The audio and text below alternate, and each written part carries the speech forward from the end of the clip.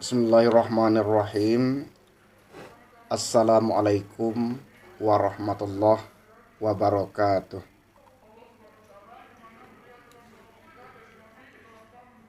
Alhamdulillahillazi arsala rasulahu bil huda wa dinil haqq liyuzhirahu 'alad dini kullih wa kafa billahi syahida. Asyhadu an la ilaha illallah wahdahu la syarikalah wa asyhadu anna Muhammadan abduhu wa rasuluh la nabiyya ba'dah. Seluruh para mahasiswa yang berhadir pada kesempatan ini yang saya banggakan.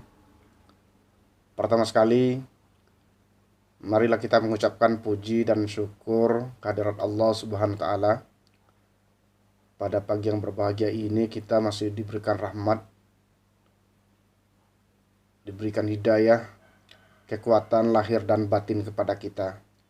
Dan alhamdulillah kita bisa datang ke tempat ini dalam rangka untuk menambah, menguatkan ilmu kita dalam mata kuliah kita ini. Selanjutnya selawat dan salam tak lupa kita doakan kepada Allah untuk Nabi kita Muhammad sallallahu alaihi wasallam. Mahasiswa yang saya banggakan dan yang saya cintai, tadi kita sudah berdiskusi tentang tema kita tauhid af'al. Ya, tauhid af'al. Yang kemarin pada pertemuan yang lampau materi kita adalah tauhid al-asma, yakni bagaimana kita menaruh keyakinan ataupun mentauhidkan Allah di dalam dalam semua nama-nama Allah. Ya, nama Allah begitu banyak, namun esensinya tetap satu, bahwasanya semua nama yang tertera dalam Asmaul Husna itu dan lainnya meskipun banyak tetapi dia bersumber dari satu sumber, yakni Maha Sumber Allah Subhanahu wa taala. Esensinya itu adalah dari Allah Subhanahu wa taala. Nah, sekarang materi kita adalah tauhid af'al. Ya, kita melakukan atau membulatkan keyakinan kita bahwasanya Allah itu satu ya di dalam af'alnya. Allah itu satu di dalam af'alnya. Kalau kita buat definisi misalnya, tauhid af'al itu adalah meyakini bahwa segala sesuatu yang terjadi di alam semesta ini, baik itu sebagai entitas, subentitas, dan lainnya, semuanya itu adalah perbuatan dari Allah Subhanahu wa taala pada hakikatnya. Tauhid al-af'al itu adalah menerima bahwa semua sistem sebab akibat yang ada di alam semesta dan segala sesuatu yang terjadi di dalamnya, dan itu adalah pada hakikatnya dari Allah Subhanahu wa taala. Kita simak misalnya seperti yang dikemukakan oleh Abdurrahman Siddiq, merumuskan perbuatan manusia dalam hubungannya dengan perbuatan Tuhan, bahwa semua perbuatan manusia baik yang positif berupa iman dan taat maupun perbuatan yang negatif berupa kafir dan maksiat, baik perbuatan itu bersifat mubasyarah maupun tawallud, kesemuanya dalam pandangan mata hati adalah perbuatan Allah Subhanahu wa taala. Bila hal ini misalnya sudah kita yakini, sudah kita miliki keyakinan yang seperti itu secara betul-betul yakin, nah barulah seorang hamba akan mendapati ma'rifat dalam wahdaniyat al-af'al dengan Allah Subhanahu wa taala. Memang kalau kita renung lebih dalam, ya pendapat yang seperti ini ada peniadaan, ya peniadaan atau meniadakan perbuatan makhluk, sehingga terkesan bahwa perbuatan makhluk itu tidak ada. Yang ada hanyalah perbuatan dari Allah Subhanahu wa taala.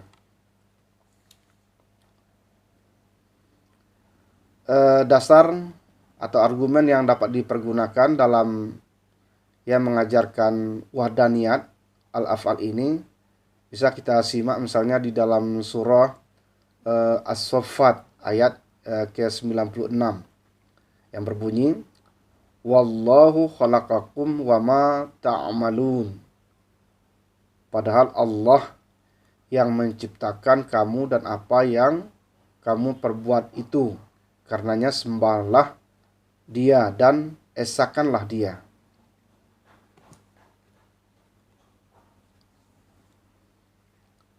Pendapat ini bila dipahami secara sepotong-sepotong tentu berbahaya, ya, sangat berbahaya karena orang awam yang tauhid dan syariatnya masih lemah boleh jadi akan enggan mengerjakan amal kebaikan atau bahkan berani melakukan perbuatan jahat karena beranggapan kedua sisi, ya, perbuatan itu berasal dari Allah jua. Jika Allah tidak menghendaki, tidak akan terwujud perbuatan baik dan sebaliknya atau jahat. Tapi bagi orang yang keberagamaannya sudah, ya, kokoh, sudah kuat, sudah mantap, ya, tentu ini tidak jadi masalah karena orang yang seperti itu akan memiliki kata kunci, ya, bahwa hakikat tanpa syariat itu batil dan syariat tanpa hakikat dia itu adalah hampa. Nah, oleh karena itu maka ketika diteliti lebih dalam, maka tidak satu pun ditemui ajaran yang menyuruh untuk mengabaikan amalan kebaikan atau yang disebut dengan ma'ruf dan menyuruh mengerjakan kejahatan mungkar. Itu tidak ada. Tidak hanya itu saja bahwa syariat juga memberikan tempat kepada akal, ya, akal yang memang diilhami oleh Allah untuk kita, yang memang yang membedakan dengan makhluk-makhluk yang lain itu yaitu akal. Ya, akal ini kita gunakan untuk melakukan penilaian terhadap suatu perbuatan, apakah perbuatan itu tergolong kepada perbuatan yang ma'ruf, yang baik, ataupun sebaliknya yang mungkar ataupun yang jahat. Misalnya juga kita pahami di dalam ungkapan Syekh Abdul Qadir Al-Jailani, ia pernah mengatakan bahwa segala sesuatu yang bersesuaian dengan Al-Quran, hadis, dan akal sehat disebut ma'ruf. Ya, itu disebut dengan kebaikan. Kemudian, dan segala sesuatu yang bertentangan dengan ketiganya, baru itu disebut dengan mungkar ataupun kejahatan. Jadi perbuatan af'al hamba yang baik dan yang buruk dapat diukur dengan amalan syariat, ya, yang bersumber dari Al-Quran, hadis, dan akal atau yang sering kali disebut dengan ra'yu. Jadi ra'yu ini sebagai mempertimbangkan amalan-amalan yang dilakukan di dalam kehidupan kesehariannya. Jadi tahun al-af'al ini kita melakukan keesaan Allah dalam perbuatan.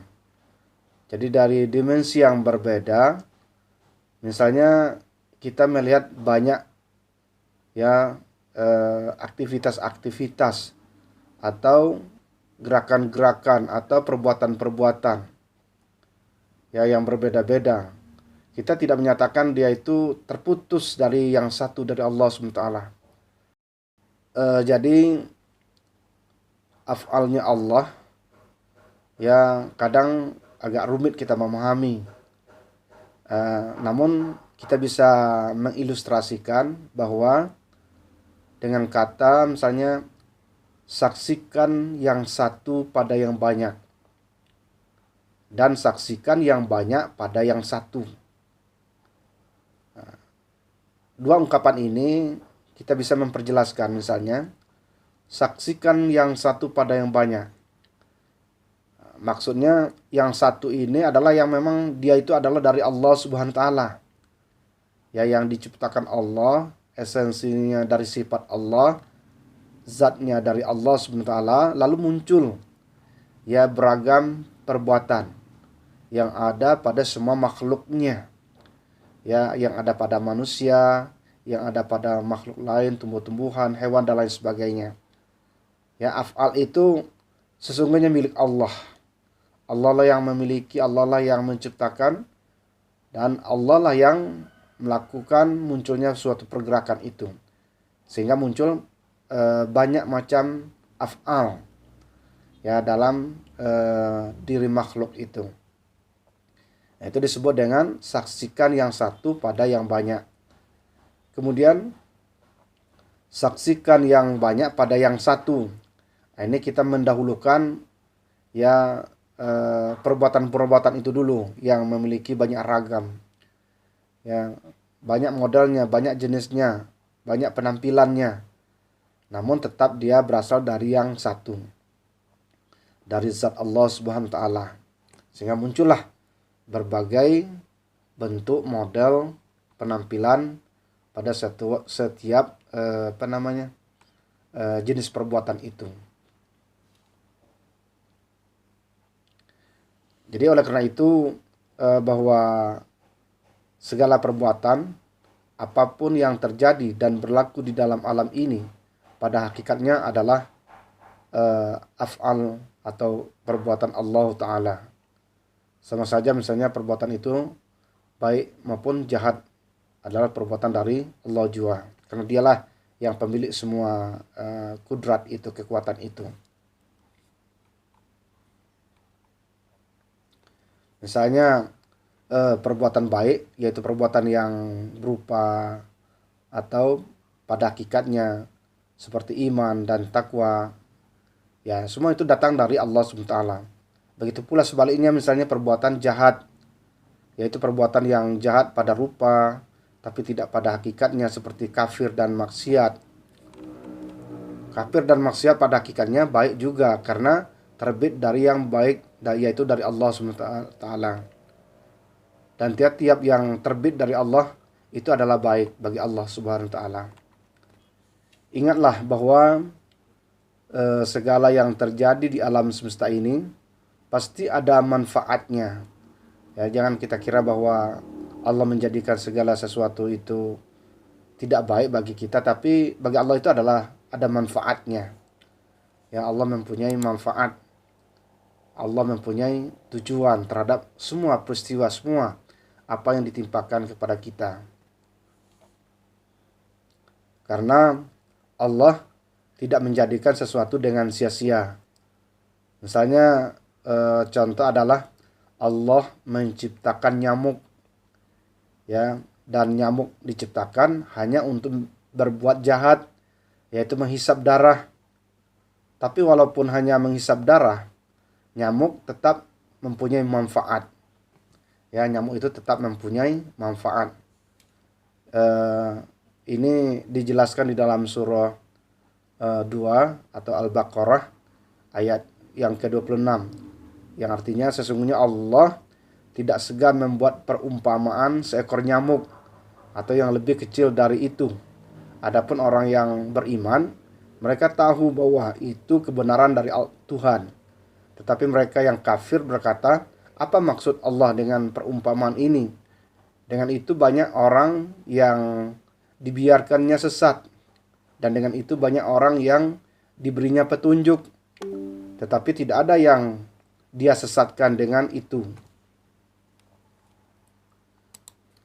selain dari orang-orang yang fasik itu. Engkau ya bisa saksikan misalnya dan diyakini dalam hati bahwa segala perbuatan yang menurut kita baik dan jahat itu semua terbit dari Allah SWT. Jadi kita bisa mengatakan bahwa eh, Allah Subhanahu wa taala itu pelaku di balik segala af'al, ya, di balik semua perbuatan yang terjadi di alam semesta ini. Hal ini dapat kita simak misalnya melalui firman Allah Subhanahu wa taala dalam surah As-Saffat ayat yang ke 96. Wallahu khalaqakum wa ma ta'malun. Padahal Allah yang menciptakan kamu dan apa yang kamu perbuat itu. Kemudian juga misalnya kita perhatikan dari ungkapan Syekh Sulaiman Al-Jazuli rahimahullah, itu menjelaskan bahwa tidak ada dari seseorang dan dari seluruh hambanya suatu perkataan, perbuatan, gerak, dan diam, melainkan sudah lebih dahulu pada ilmu pengetahuan Allah Ta'ala, qada dan kudrah, ketentuan dan kehendaknya. Nah, ini bisa didasarkan melalui firman Allah di dalam surah At-Taubah, ya, ayat 51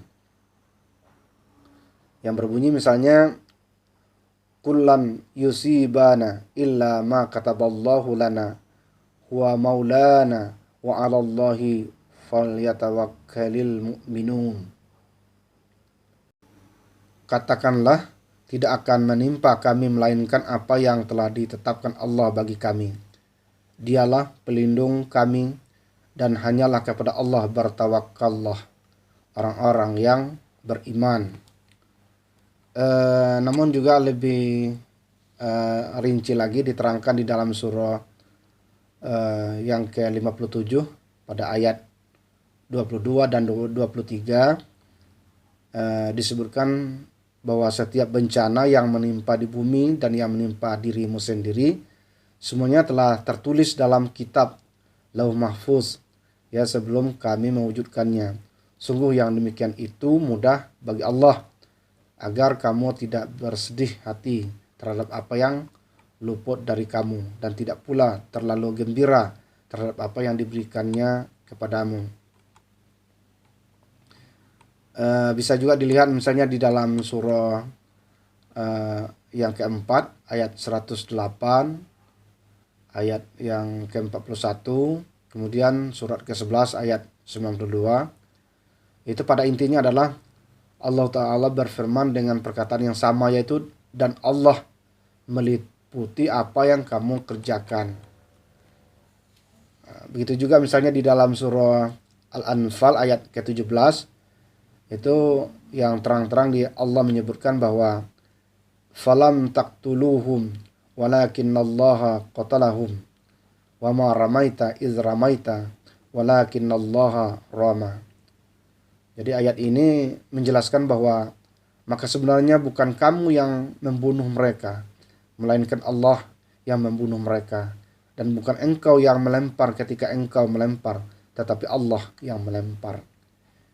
Ini meniadakan, ya, perbuatan kita sebagai manusia, bahwa pelakunya pada hakikatnya itu adalah Allah Subhanahu wa taala. Jadi kita akan mengembalikan semua perbuatan, ya, itu adalah dari Allah Subhanahu wa taala. Begitu juga misalnya kita simak di dalam surah ke-10 pada ayat yang ke-22 dalam Al-Qur'an. Dia menyebutkan misalnya, dialah Allah yang menjadikan kamu dapat berjalan di daratan. Jadi ayat ini juga menegaskan, ya, Allah yang menjadi kunci, menjadi dalang di balik semua perjalanan. Ya, kita berjalan sesungguhnya itu adalah diperjalankan Allah, karena kuasanya adalah kuasa Allah Subhanahu wa taala.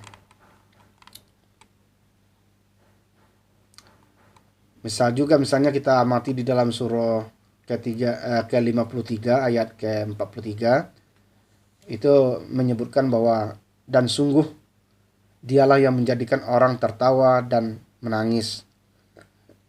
Ini menunjukkan memang esensinya itu adalah dari Allah Subhanahu wa taala. Kemudian juga kita amati dalam sabda Nabi Muhammad SAW, misalnya la haula wala quwata illa billahil aliyyil azim. Tidak ada daya, upaya dan kekuatan kecuali dengan Allah yang Maha Tinggi, Maha Agung. Misalnya juga di dalam sabda Nabi, la tataharroka zaratun illa biiznillah. Tidak bergerak suatu zarah pun melainkan dengan izin Allah. Jadi dari berbagai uraian ini ya kita ketahui bahwa sama-sama saja perbuatan itu baik atau jahat pada hakikatnya dari Allah Ta'ala. Maka ketika kita amati dari doa yang dibacakan oleh Nabi kita Muhammad SAW, beliau juga berdoa misalnya, Allahumma inni a'udzubika minka. Ya Allah, aku berlindung dengan engkau dari engkau. Itu doa dari Nabi yang diriwayatkan dari Abu Daud, dari Ali bin Abi Thalib. Ada juga dalam doa yang lain misalnya, Allahumma inni a'udzubika min syarri ma khalaq. Ya Allah, aku berlindung kepadamu dari segala kejahatan yang engkau jadikan. Ini juga doa yang dibacakan Nabi ya ketika dia menolak bala itu. Jadi semua ini ya dapat kita amati pula di dalam firman Allah ya di dalam Quran surah ke-113 pada ayat 1 dan 2. Misalnya, Qul a'udzu birabbil falaq min syarri ma khalaq. Katakanlah, aku berlindung kepada Tuhan yang menguasai subuh dari kejahatan yang Dia jadikan. Maka kalau sekiranya kejahatan itu bukan dijadikan Allah, maka tidak mungkin Nabi mengucapkan doa yang demikian itu. Jadi jelas bahwa perbuatan baik dan jahat pada hakikatnya dari Allah SWT.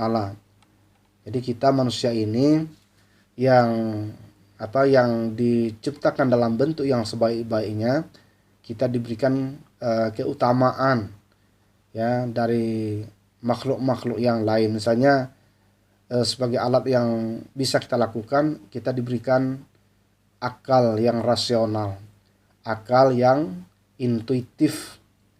Jadi dua akal ini ternyata bagi kita sebagai manusia menjadi hujah bagi kita dalam ya memilih menentukan jalan kehidupan kita. Pedoman sudah Allah titipkan untuk kita, yakni dengan berpedoman kepada Al-Quranul Karim dan hadis Nabi yang diciptakan Allah untuk kita sebagai panduan dalam menjalankan kehidupan kita.